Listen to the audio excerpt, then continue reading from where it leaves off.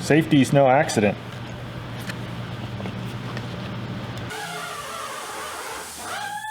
Hello YouTube. Today we are back on the '69 Camaro. We're working through the tumultuous task of installing all sorts of aftermarket sheet metal to repair the numerous rust issues with this body. First, let's take a quick trip down memory lane and look at how this car all started.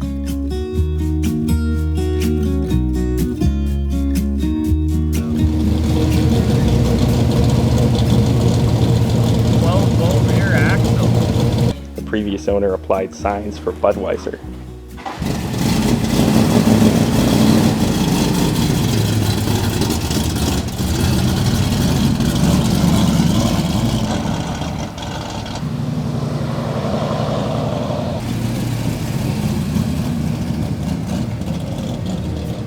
Alright, so we finally resumed work on the '69 Camaro.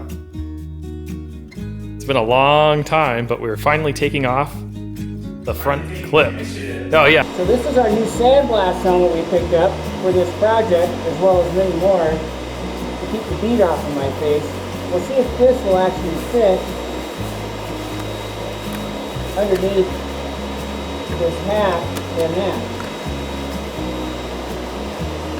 that. Wow, you look good in that. He's got a fresh air system running there into his mask, so he doesn't breathe any sand blasting dust in. Oh, the propane tank sand blaster, homemade.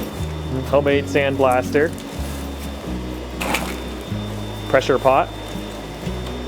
Works pretty good. We've used that on a lot of projects.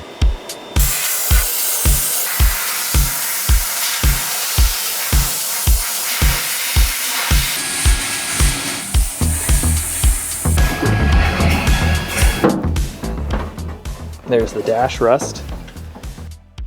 The Camaro's about halfway done being sandblasted.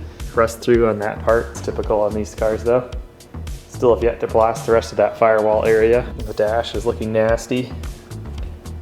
But we knew it was like, well, we've known it was like this for a long time now, so.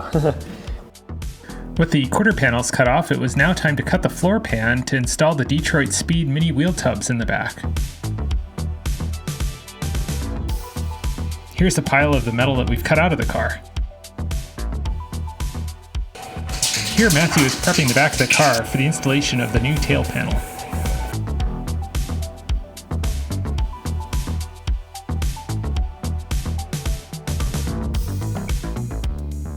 Once we got the cart at the shop, we put it on the lift, and here's some pictures of the underside of the car.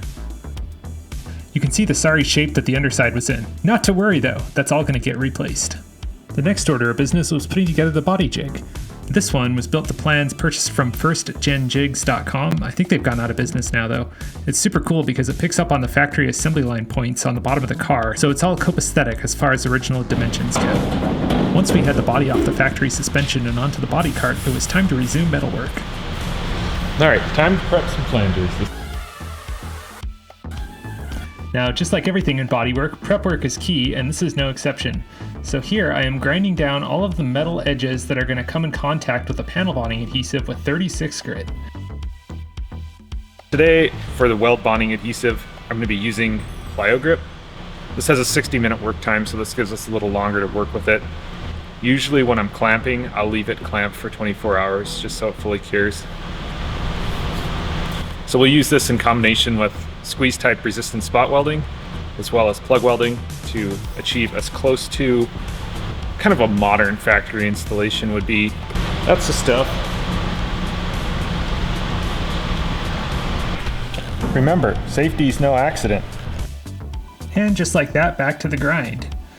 Here I'm prepping the window openings for the roof skin.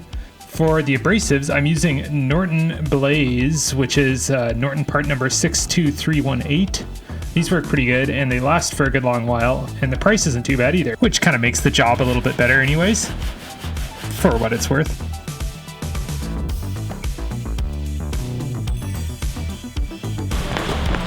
Check this out.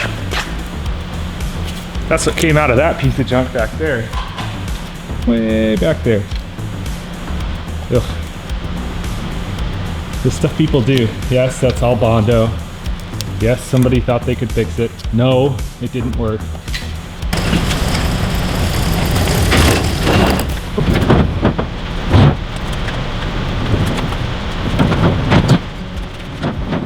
Ta-da!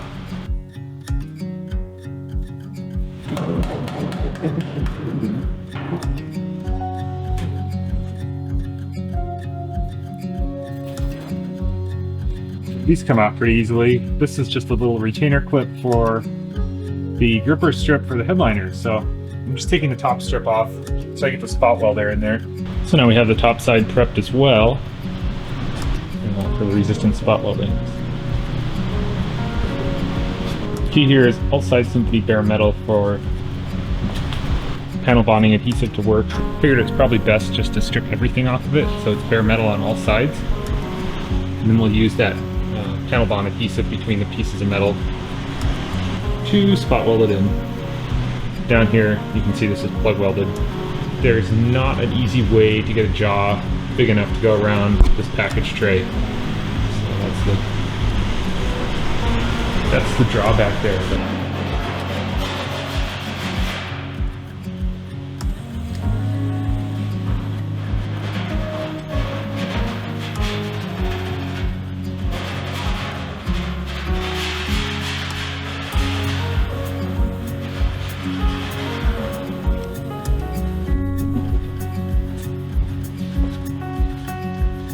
So we look the front first. Sure.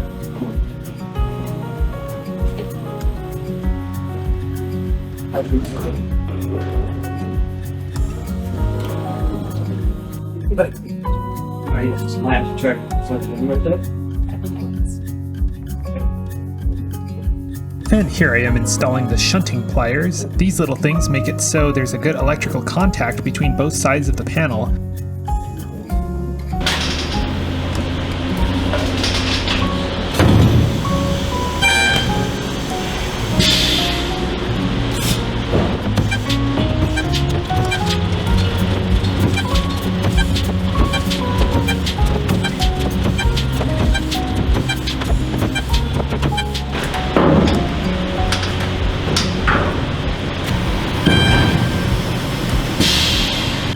Got the roof all welded on.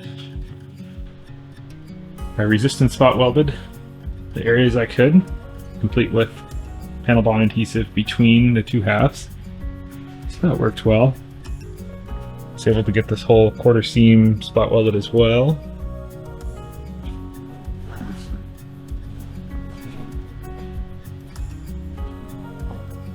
Whew, big job though. So I'll let that cure up overnight. Maybe tomorrow, we'll see.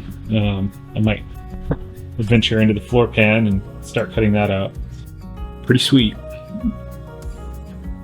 Don't forget to subscribe so you don't miss any of the action. Thanks for watching.